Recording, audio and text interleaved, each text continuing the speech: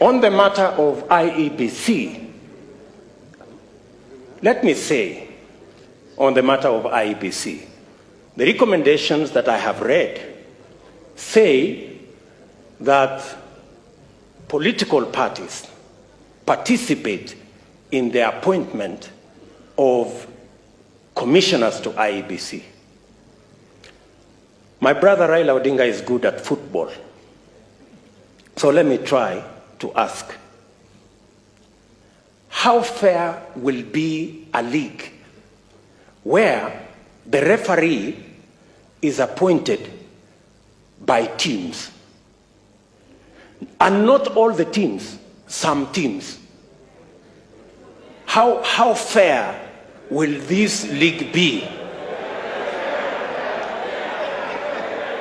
If you persuade me that you will end up with a fair game, fine. That's what I'm saying. So if you tell me it is okay for some players, for some teams, not all the teams participating, to appoint the referee, if that's what we are saying, I have my reservations. And I need to be persuaded, like many other Kenyans, that that is fair. On the third issue, you have had me, I have had you. The third issue, Your Excellency, is the independence of our police force. The 2010 Constitution was very clear that the police must act independently of any politicians, whether they are in government or in the opposition. To recommend that we will have a police council chaired by a CS is actually a derogation from the independence of the police. And I want to ask you, we must be careful on where we are going. Today, you may have the latitude to do what you think will be right as per you. Tomorrow, the shoe will be on the other leg. I have confessed I'm a scientist and I'm a bit slow. I want you to explain to me in this proposal. You have said that in this proposal, we will have the president with his running mate, deputy president. They will win, or we have candidates, they will win an election, and then the president will appoint the prime minister and the two deputies from the winning coalition. And then we will have the runner-up being the leader of opposition. Now, no problem, it doesn't matter who it is. I have no problem. You know, let us not personalize, there is no problem. Now, the question I am asking myself, have we sorted out the winner take all question? Oh, is that so? So, the president from his side, like for example here, President Uhuru Kenyatta, I am here, Kimunya is the prime minister because he's the leader of majority. We have Jimmy Angwenyi, who is our deputy, as a deputy prime minister, and maybe Maoka Maore as one of the deputies.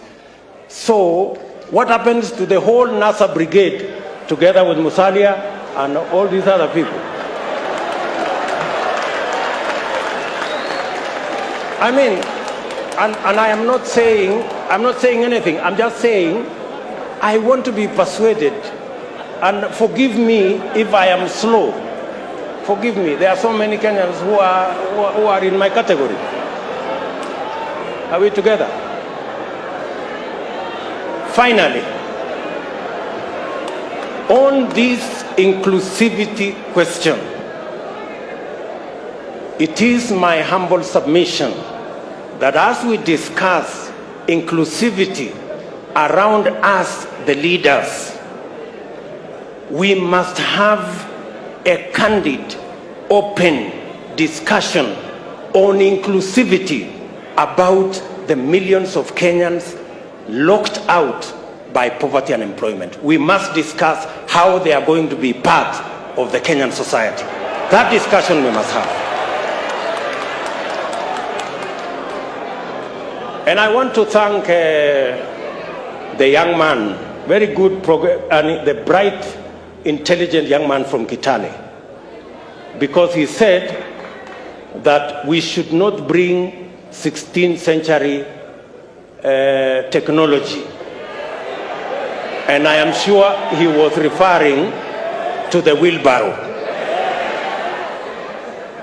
And possibly he was referring to me and this wheelbarrow. Sindio? Good. Now, the question I want to ask us,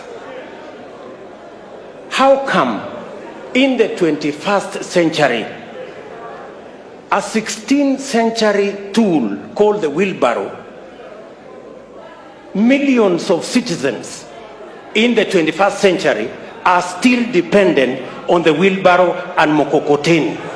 That is the discussion we need to have. Yes.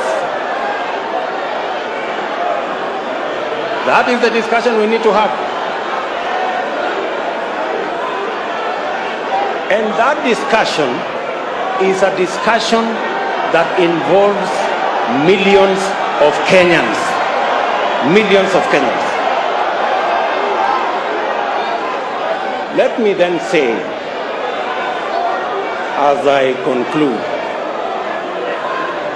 that the Honorable Kalonzo Musyoka,